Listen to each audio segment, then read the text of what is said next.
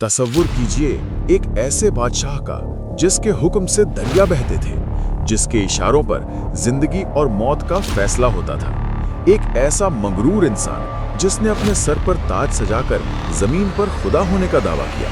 वो कहता था, मैं तुम्हारा सबसे बड़ा रब हूं, और अफसोस दुनिया उसके सामने झुकती रही। लेकिन फिर क्या हुआ?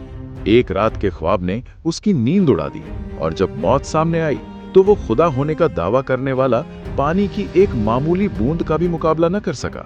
अल्लाह ने उसकी लाश को जमीन में दफन होने से भी रोक दिया और कयामत तक आने वाले इंसानों के लिए इबरत का निशान बना दिया। ये कहानी है मिस्र की, उस दौर का सबसे ताकतवर मुल्क। नील नदी के किनारे बसे वो शहर जहां फसलें सोना उगलती थी, बाजार भरे रहते थे और महल पत्थरों के नहीं बल्कि गुरूर के बने हुए थे। इन सब के बीच वो शख्स खड़ा था, फिरौन। उसका हुक्म सिर्फ कानून नहीं था बल्कि अकीदा था। लोग सिर्फ उसकी बात नहीं मानते थे बल्कि उस पर ईमान रखते थे। इसी चमक धमक वाले मिस्र में एक कौम ऐसी भी थी जिसके नसीब में सिर्फ अंधेरे थे, बनी इसराइल। उनके घर अलग थे, लिबास फटे पुराने और जिंदगी अजाब बनी हुई थी। उन्हें गुलाम बना दिया गया था। उनके मर्द सुबह से शाम तक कोड़े खाते, भारी पत्थर उठाते और फिरौन के महल तामीर करते। रात होती तो वो थके हारे जमीन पर गिर जाते। उनकी औरतों को सिर्फ इसलिए जिंदा रखा जाता ताकि गुलामी की नई नस्ल पैदा हो सके। फिरौन बहुत चालाक था।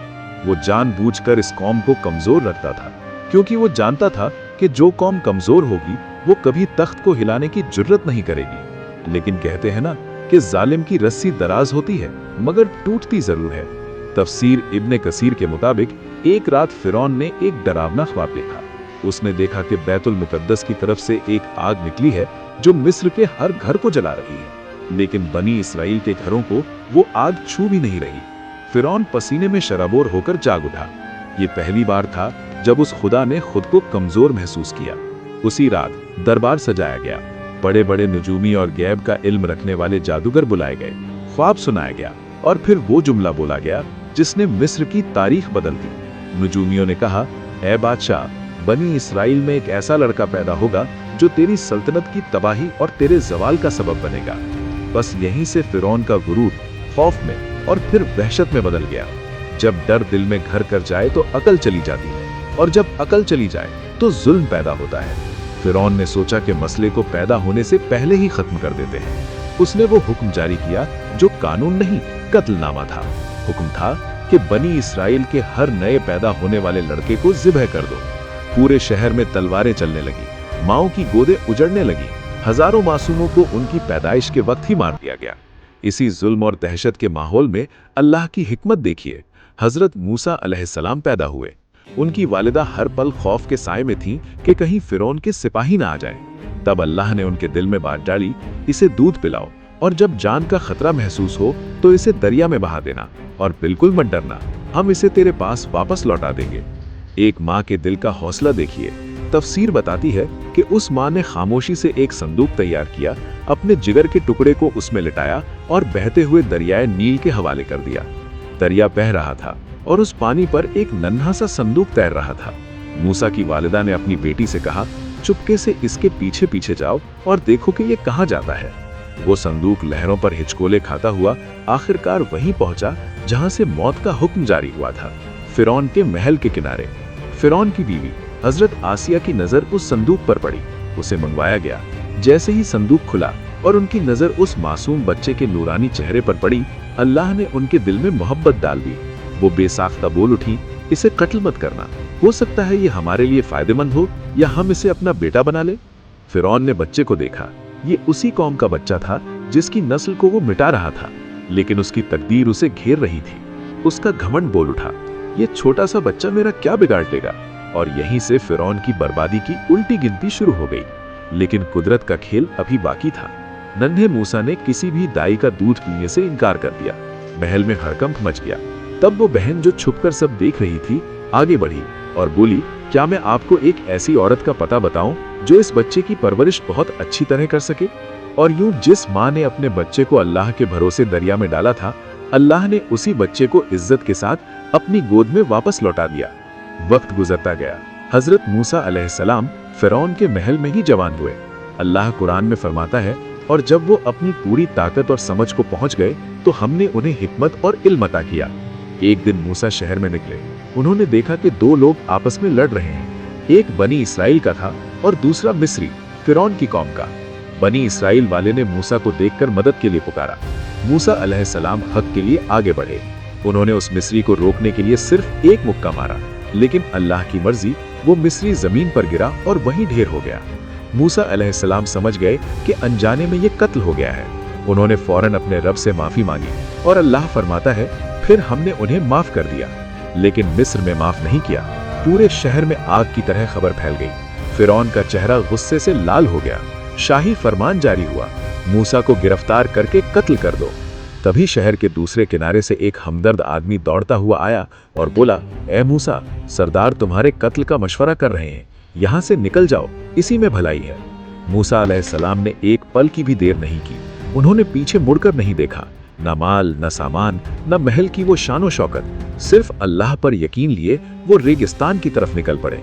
गर्मी, भूख, प्यास और अनजान रास्ता। जबान पर सिर्फ एक दुआ थी, ऐ मेरे रब, मुझे जालिमों से बचा ले और मुझे अपनी हिफाजत में ले ले। सफर करते करते वो मदियन बस्ती के बाहर एक कुएं पर पहुंचे। वहां एक अजीब मंजर देखा। मर्द अपने जानवरों को पानी पिला रहे थे और दो लड़कियां अपने जानवरों को रोके भीड़ छटने का इंतजार कर रही थी। मूसा अलैहिस्सलाम की गैरत ने गवारा न किया। उन्होंने पूछा, तुम दोनों पानी क्यों नहीं पिला रही? उन्होंने कहा, हम मर्दों की भीड़ में नहीं जाते और हमारे वालिद बहुत बूढ़े हैं। हजरत मूसा, जो खुद थके हुए थे, आगे बढ़े और अकेले ही डोल खींचकर उनके जानवरों को पानी पिला दिया। फिर खामोशी से एक पेड़ के साए में जाकर बैठ गए और रब से दुआ की, ऐ मेरे रब, जो भी भलाई तू मुझ पर उतारे, मैं उसका मोहताज हूँ। थोड़ी ही देर बाद उन लड़कियों में से एक वापस आई, शर्मो हया के साथ चलते हुए, और कहा, मेरे वालिद आपको बुला रहे हैं ताकि आपके इस एहसान का बदला दें। वो बुजुर्ग हजरत शुएब अलैहिस्सलाम थे। मूसा ने उन्हें तसल्ली दी, डरो मत, अब तुम जालिमों की हद से बाहर हो। उनकी बेटी ने एक बेहतरीन मशवरा दिया, अब्बा जान, इन्हें काम पर रख लें, क्योंकि बेहतरीन मजदूर वो है जो ताकतवर भी हो और अमानतदार भी। हजरत शुएब ने मूसा से अपनी बेटी का निकाह कर दिया और शर्त रखी कि 8 या 10 साल तक बकरियां चरानी होंगी। मूसा अलैहिस्सलाम ने इसे कबूल किया। मिस्र का वो शहजादा अब बकरियां चरा रहा था। ये 10 साल कोई आम साल नहीं थे। ये तन्हाई, ये सब्र, ये फितरत के करीब रहना, असल में अल्लाह अपने नबी की तरबियत कर रहा था। जब मुद्दत पूरी हुई तो मूसा अलैहिस्सलाम अपनी बीवी के साथ वापस मिस्र की तरफ रवाना हुए। रात का वक्त था, रास्ता भटक गए थे और कड़ाके की सर्दी थी। तभी दूर दूर पहाड़ पर उन्हें एक रोशनी दिखाई दी। उन्होंने बीवी से कहा, तुम यहीं रुको, मैं शायद वहां से आग ले आऊं या कोई रास्ता बताने वाला मिल जाए। लेकिन वो आग नहीं थी, वो अल्लाह का नूर था। जब मूसा करीब पहुंचे तो उस मुकद्दस वादी तूवा में एक आवाज गूंजी, ऐ मूसा, बेशक मैं ही तेरा रब हूँ, अपनी जूतियां उतार दो, तुम मुकद्दस वादी में हो। मूसा का जिस्म कांप उठा।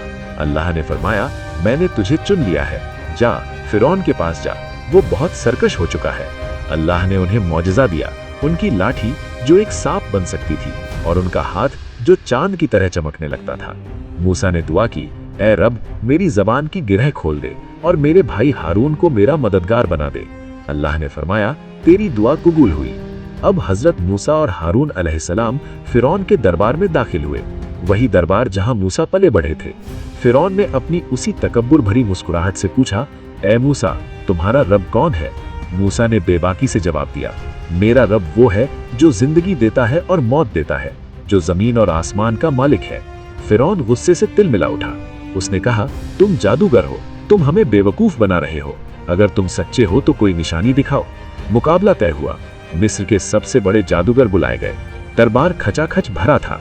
जादूगरों ने अपनी रस्सियां फेंकी और लोगों की नजरों को धोखा दिया। वो रस्सियां सांप बनकर दौड़ती नजर आईं। लोगों के दिल दहल गए। तब अल्लाह का हुक्म हुआ। मूसा ने अपनी लाठी जमीन पर फेंकी।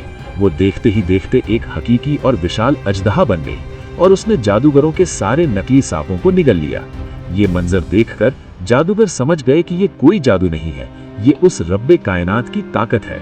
वो सब उसी वक्त सजदे में गिर गए और बोले, हम मूसा और हारून के रब पर ईमान लाए। फिरौन का घमंड चकनाचूर हो रहा था। वो चीखा, ये साजिश है, मैं तुम्हें सूली पर चढ़ा दूंगा, तुम्हारे हाथ पैर काट दूंगा। लेकिन ईमान वालों ने कहा, जो करना है कर ले, हमें तो अपने रब के पास लौटना है। फिरौन अपनी जिद पर अड़ा रहा। फिर अल्लाह ने मिस्र पर अपनी निशानियां भेजी। अजाब का सिलसिला शुरू हुआ। सबसे पहले एक तूफान आया जिसने उनकी खड़ी फसलों को तबाह कर दिया। उनका रिस्क मिट गया। जब वो गिड़गिड़ाए तो अजाब हटा लिया गया, मगर वो फिर अकड़ गए। फिर अल्लाह ने टिड्डियों का लश्कर भेजा जिसने बची खुची हरियाली खा ली। फिर कुंभन यानी जुएं या घुन का अजाब आया जिसने उनके सुकून को तबाह कर दिया।